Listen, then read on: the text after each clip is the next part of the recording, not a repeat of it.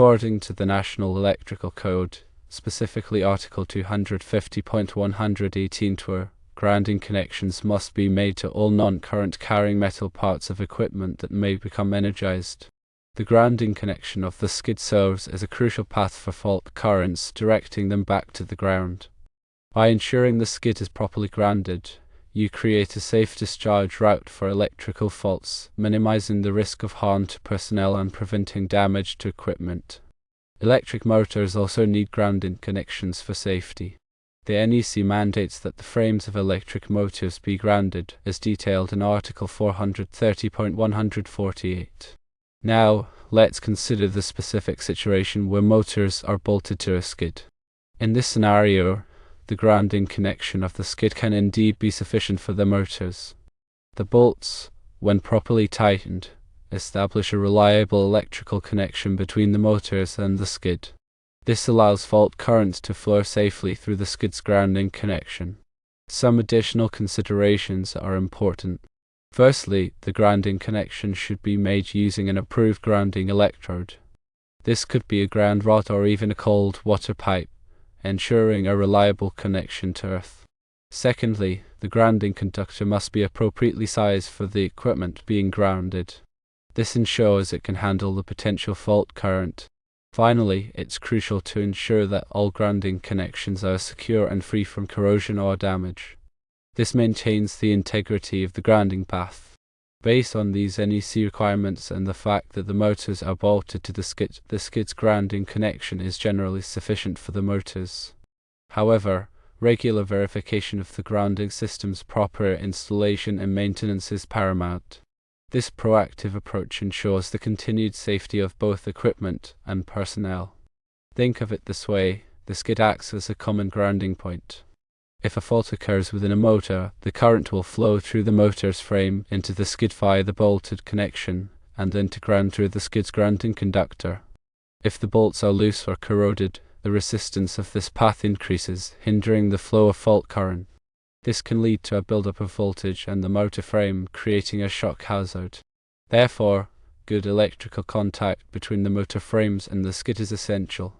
The NEC provides guidelines for sizing grounding conductors based on the size of the overcurrent protection device protecting the circuit. Using too small a grounding conductor can result in it overheating and failing under fault conditions.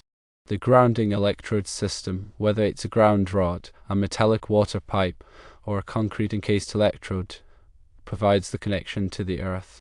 This low impedance path allows fault current to flow back to the source, tripping the overcurrent protection device and energizing the circuit. Proper grounding is not just about safety, it's also about ensuring the reliable operation of electrical equipment. Ground loops caused by multiple grounding paths can introduce noise into sensitive electronic equipment, leading to malfunctions. A single, well-designed grounding system minimizes the risk of ground loops. Regular inspection and testing of the grounding system are crucial. Visual inspections can identify loose connections, corrosion, or damaged conductors. Ground resistance testing can verify the effectiveness of the grounding electrode system. If the ground resistance is too high, additional ground rods may be required. Grounding and bonding are often used interchangeably, but they are distinct concepts. Grounding refers to connecting electrical equipment to the earth. Bonding refers to connecting non-current carrying metal parts of equipment together to create a low impedance path for fault current.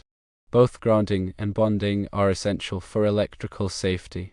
The NEC provides specific requirements for bonding different types of equipment, such as metal conduits, enclosures, and piping systems.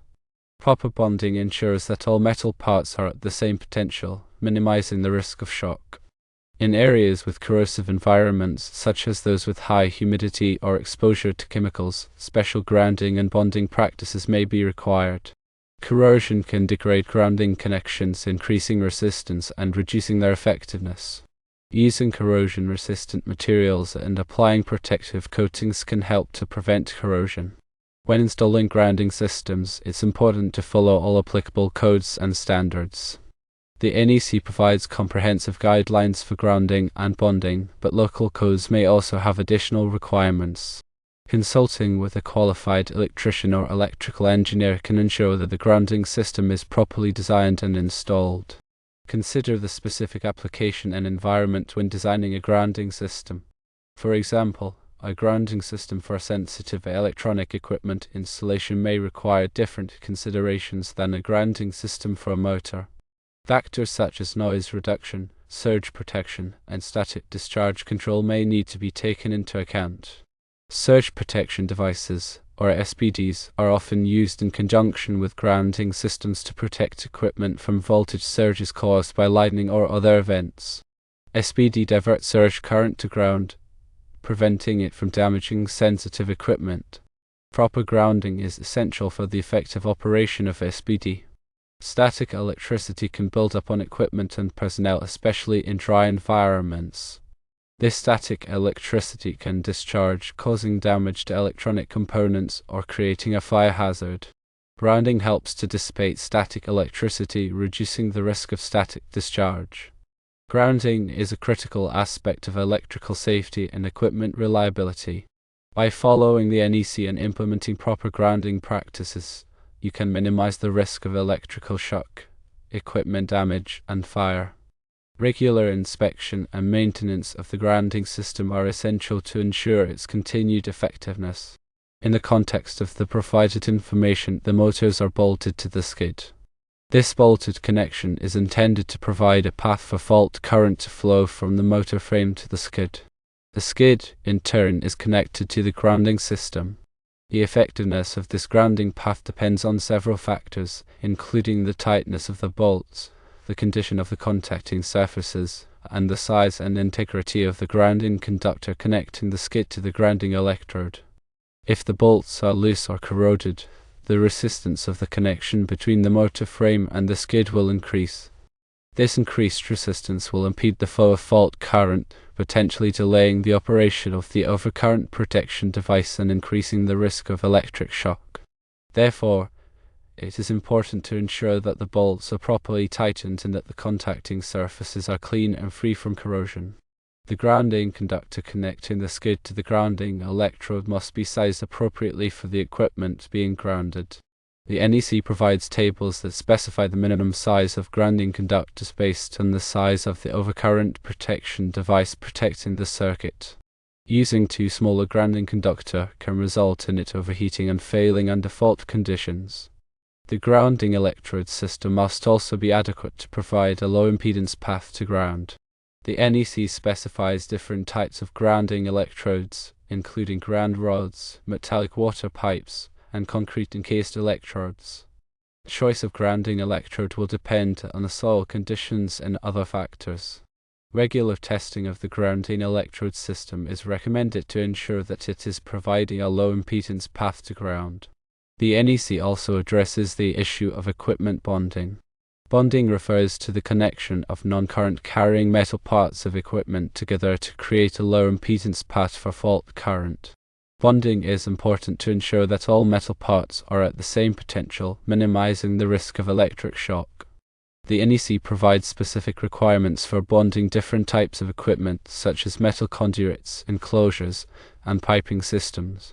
In summary, when grounding motors bolted to a skid, it is important to ensure that the bolted connection provides a low impedance path for fault current, that the grounding conductor connecting the skid to the grounding electrode is sized appropriately, and that the grounding electrode system is adequate to provide a low impedance path to ground. It is also important to ensure that all equipment is properly bonded. Following these guidelines will help to ensure the safety of personnel and equipment. Remember, the grounding connection must be made using an approved grounding electrode, such as a ground rod or a cold water pipe. The grounding conductor must be sized appropriately for the equipment being grounded. Ensure that all grounding connections are made securely and that there is no corrosion or damage to the conductors or terminals. Verifying the grounding system is properly installed and maintained is crucial to ensure the safety of the equipment and personnel. The grounding path from the motor frame, through the skid, to the grounding electrode needs to have sufficiently low impedance to facilitate enough fault current flow that the overcurrent protection device, such as a circuit breaker or fuse, trips quickly. High impedance grounding systems can limit fault current, reducing the likelihood of immediate tripping of protective devices. While this might reduce arc flash hazards in some situations, it can also increase the risk of sustained overvoltages and equipment damage. The goal is to have a balance where the fault current is high enough to trip the breaker quickly, but not so high that it causes a major arc flash event. Also be aware that electrical codes like the NEC are updated periodically, so staying current is critical. What was acceptable in one version might not be in the next. The NEC doesn't provide specific details on how tight the bolts must be, however, it states the connections need to be done in a way that provides a low impedance path. Common practice is to use star washers or other locking hardware to keep bolted connections tight, and periodic inspection should be done to ensure nothing has come loose. The NEC provides tables for grounding conductor sizes based on the overcurrent protection device. These tables ensure that the grounding conductor is adequately sized to carry the fault current.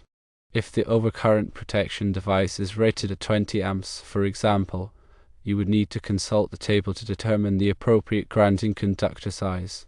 The NEC references different types of grounding electrodes. Ground rods, metal water pipes, and concrete encased electrodes are some common examples. The type you choose will depend on factors such as soil resistivity.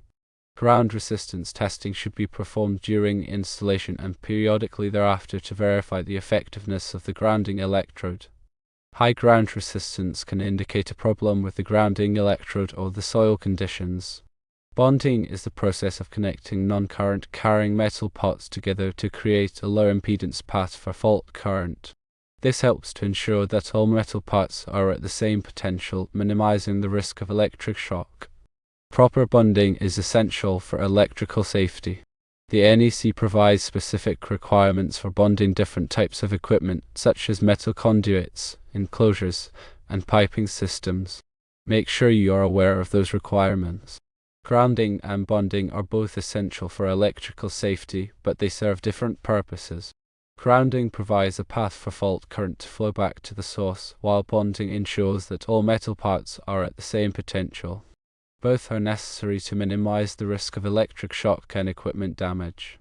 When working with electrical systems, it is always best to consult with a qualified electrician or electrical engineer. They can help you to ensure that the grounding and bonding systems are properly designed and installed. The NEC is a complex document, and it can be difficult to interpret. An electrician or engineer can help you to understand the code requirements and apply them to your specific situation. Additionally, always adhere to lockout-tagout procedures when working on electrical equipment to prevent accidental energization. Before working on any electrical equipment, de-energize the circuit and verify that it is de-energized using a voltage tester. Tag the circuit breaker or disconnect switch to prevent it from being accidentally turned back on. The goal is to protect yourself.